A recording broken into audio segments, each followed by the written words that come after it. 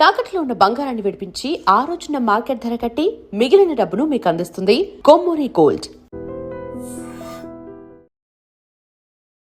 నమస్కారం, welcome to I dream. ధర్మ మార్గం విత్ విజిత కార్యక్రమానికి స్వాగతం.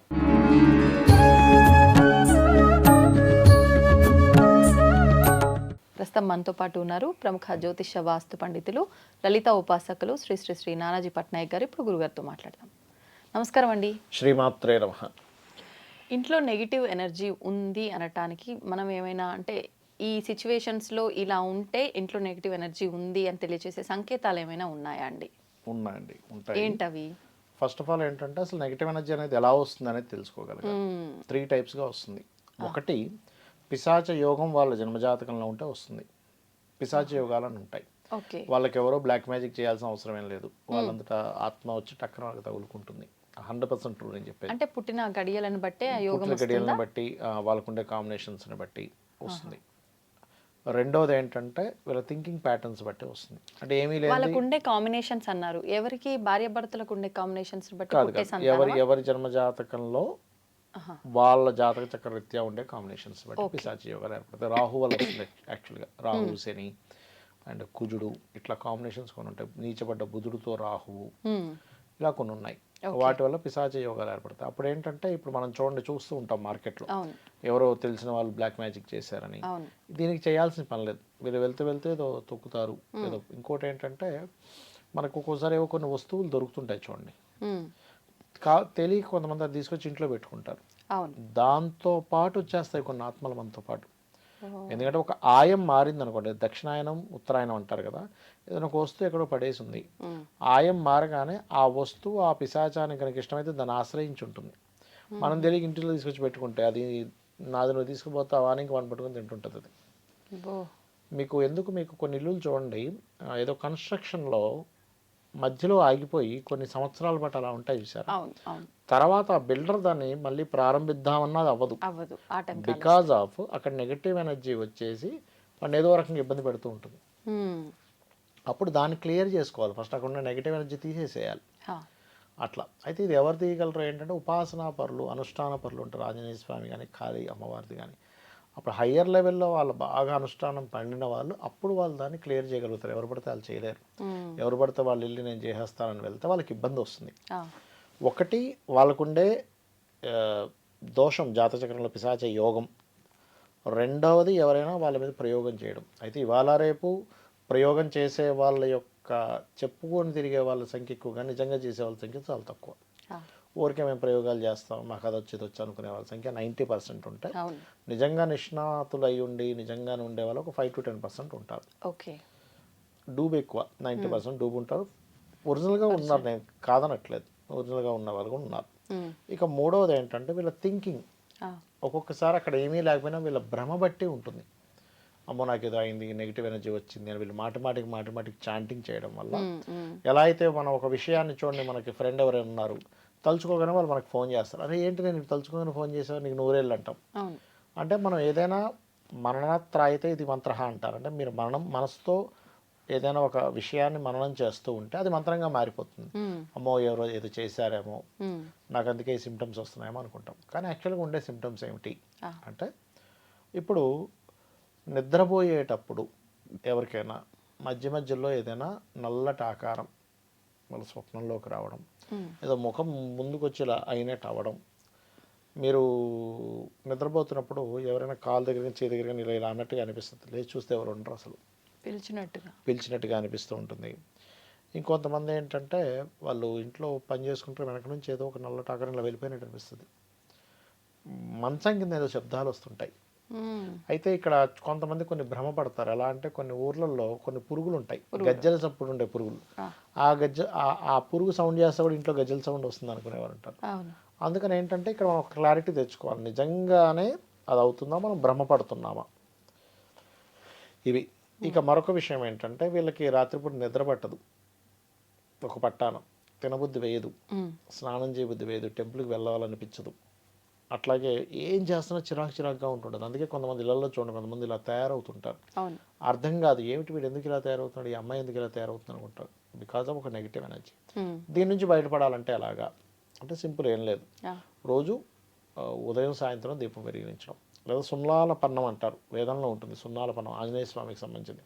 అది ఇంట్లో ప్లే చేసినా సరే ఇట్లా నెగిటివ్ ఎనర్జీస్ పోతాయి. ఇంట్లో ఏదైనా భూత ప్రేత పిశాచ బాధలు ఉన్నా కూడా సున్నాల పన్నం కనుక ప్లే చేసినట్లయితే ఖచ్చితంగా క్లియర్ అవుతుంది. కొన్నిసార్లు హయ్యర్ లెవెల్ ఎనర్జీస్లో ఉంటాయి, కొన్నిసార్లు ఎవరైనా ప్రయోగం చేయడం వల్ల. అప్పుడు దీంతో ఒక్కోసారి సరిపోదు, అప్పుడు ఎవరైనా బాగా ఉపాసనా పరులు దాన్ని క్లియర్ చేయగలగాలి. ఓకే, అట్లాగే వీళ్ళకి ఆలయానికి వెళ్ళబుద్ధి అవ్వదు ఇలా ఉన్నప్పుడు.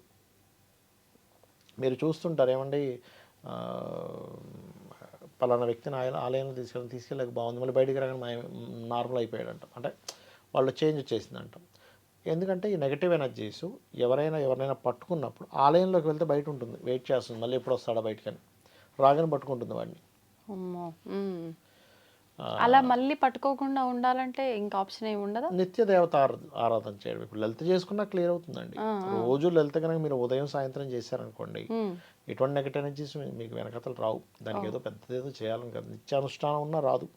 ఎందుకంటే ఆ దేవతని దాటి ఏది మీ దగ్గరికి రాదు. నిత్యం ఒక మంత్రం తీసుకున్నారు, అమ్మవారిది, దుర్గా అనుకోండి, లలిత అనుకోండి, లేకపోతే కాళికా అమ్మవారిది అనుకోండి, లేదా ఆంజనేయ స్వామిది అనుకోండి, మరి రెగ్యులర్గా చాంటింగ్ చేస్తాను.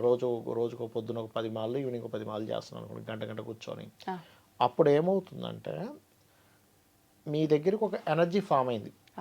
ఎనర్జీస్ ఇవి నెగటివ్ ఎనర్జీ, పాజిటివ్ ఎనర్జీ. ఒక పాజిటివ్ ఎనర్జీ ఫామ్ అయినప్పుడు, ఇప్పుడు ఆల్రెడీ దీపం ఉన్న దగ్గరికి చీకటి ఎలా రాదో, ఆ వ్యక్తి దగ్గర ఎప్పుడైతే పాజిటివ్ ఎనర్జీ ఉందో ఈ నెగిటివ్ ఎనర్జీ అనేటువంటి దరిచేరదు.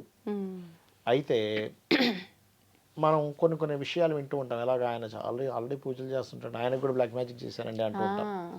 ఎందుకు అవుతుంది అది అంటే,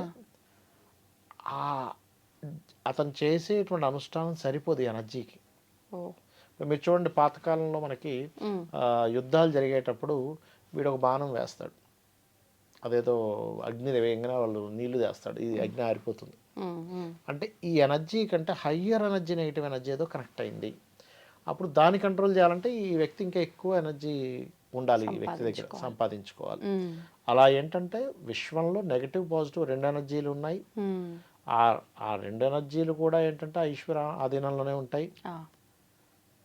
నెగిటివ్ కూడా ఉంటుంది. ఎందుకంటే మనకి శివాలయంలోకి వెళ్ళినట్లయితే మీరు ఈశ్వరుడు పూజ చేసుకునేటప్పుడు మనం చూడండి, తీసుకుంటాం అక్షంతలు తీసుకుని ఉచ్చిష్టంత భూత పిశాచ బారకాని చదివి వేసేస్తాం. ఎందుకు వేస్తాం అంటే అవి కూడా పూజ చేసుకుని ఉంటాయి, వాళ్ళ జన్మను ఉద్ధరించమని. అందుకని వాళ్ళని పక్కకు పొమ్మని మనం పూజ చేసుకుంటున్నాం.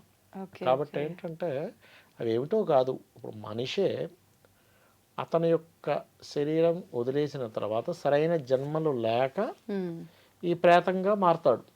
ఇదే ఆత్మ. అంటే మనకేమో నెగిటివ్ ఎనర్జీ ప్రేతము, ఆ వ్యక్తులకి పితృదేవతలు. అవును, అంతే కదండి. ఆ వ్యక్తులకి పితృదేవతలను పూజిస్తున్నాం, మనమేమో అమ్మో ఆత్మ దెయ్యం అంటున్నాం. ఒకటే, రెండుగా కనిపిస్తుంది అటు ఇటు. మనకి ఇప్పుడు లాడను వాళ్ళ పిల్లలకేమో తండ్రి, ప్రపంచానికి మొత్తం శత్రువు. మరి చనిపోయాడు లేడు ఇప్పుడు చెప్తున్నా. అలా ఏంటంటే అది మనకి గరుడ పురాణంలో చెప్పబడింది ఏంటంటే, ఒక మనిషి చనిపోయిన తర్వాత ఒక 2 గడియల ప్రమాణంలో ఆ భటులు వచ్చి పట్టుకెళ్ళి మళ్ళీ తెస్తారు యమపురికి తీసుకెళ్ళి. ఆ 11 రోజులు కూడా ఇంత చనిపోయిన తర్వాత ఇంత ఆత్మగా బయటకు వచ్చినటువంటి ఆ వ్యక్తి, ఆ యొక్క ఆత్మ 11 రోజులు జరిగినటువంటి సంస్కారాల చేత ఇంత అవుతాడని చెప్తుంది, అరచెయ్యంతా. దాన్ని పట్టుకెళ్ళిపోతారు. ఒకవేళ ఆ ఇంట్లో వాళ్ళకి తెలియలేదు, ఇవన్నీ మూఢనమ్మకాలు ఎవరు చేస్తారులే అని అనుకుంటే అది ప్రేతంగా మారిపోతుంది. వాళ్ళు వదిలి వెళ్ళిపోతారు. ఆ ప్రేతం తిరుగుతూ ఉంటుంది భూమి మీద. ఆ తిరుగుతున్న ప్రేతము అది ఎలా ఉంటుందంటే, ఆత్మహత్య చేసుకుంటే కూడా ప్రేతం అయిపోతాడు మనిషి. తిరుగుతున్న ప్రేతం ఎలా ఉంటుందంటే, తనకి 24 hours కాలిపోతూనే ఉంటుంది శరీరం. ఆకలి వేస్తుంది, తిందామంటే తినలేకపోతుంటుంది, దాహం వేస్తుంది, ఆకలి వేస్తుంది, ఏంటంటో అయిపోతుంటుంది. అలాంటప్పుడు వీక్గా ఉండే కొంత శరీరాన్ని అది వెళ్ళి ఆశ్రయిస్తుంది. ఎవరైతే నిత్యదేవతారాధన చేయరో, ఎవరైతే ఈ ఎనర్జీస్ పాజిటివ్ ఎనర్జీకి దగ్గరగా ఉండరో వాళ్ళని తొందరగా కనెక్ట్ అవుతుంది. లేదా ప్రేతం పట్టే యోగం ఉంటుంది జాతక చక్రంలో, అప్పుడు వాళ్ళకి వెళ్ళి కనెక్ట్ అవుతుంది. అది కూడా జాతక చక్రంలో ఉండే ఒక యోగం, ప్రేతం చేత పీడింపబడాలని. అది ఓకే, మొత్తానికి అంటే మనం చేయాల్సింది ఏం లేదు కొత్తగా పరిహారాలు. దేవతా శక్తిని మనం అంతే. సంపాదించుకోవాలి. ఇప్పుడు చీకటి ఉందండి, అవును. చీకటి పోవాలంటే మీరు చేతులతో పో చీకటి పో అంటే పో, దీపం వెలిగిస్తే చీకటి పోతుంది. అవును. మీరు ఉపాసన చేస్తే నెగిటివ్ ఎనర్జీ రాదు, సింపుల్. అంతకుమించి మరొకటి ఏం లేదు అక్కడ. ఇప్పుడు మానసికంగా చాలా వీక్ గా ఉన్న వాళ్ళకి తొందరగా అటాక్ అవుతాయి పూజలు చేసినా చేయకున్నా అంటారు. మానసికంగా వీక్గా ఉన్న వాళ్ళు మానసిక రోగం వేరది. ఆ, అంటే ఇలాంటి నెగిటివ్ ఎనర్జీ రావడం వేరు, మానసిక రోగం వేరండి. Okay okay. వాళ్ళకి చంద్రుడు పాడవుతే వాళ్ళు ప్రతిదానికి ఎమోషన్ అయిపోతుంటారు, ప్రతిదాన్ని భయపడుతూ ఉంటారు, ప్రతిదీ పెద్దగా చూస్తూ ఉంటారు. That is different case. Okay. ప్రేతం మనిషికి ఎంటర్ అవ్వడము, ఒక నెగటివ్ ఎనర్జీ ఎంటర్ అవ్వడం ఇస్ డిఫరెంట్. ఇది రెండు సెపరేట్ ఈ రెండు కూడా. ఓకే. అది. ధన్యవాదాలండి. శ్రీమాత్రే నమః.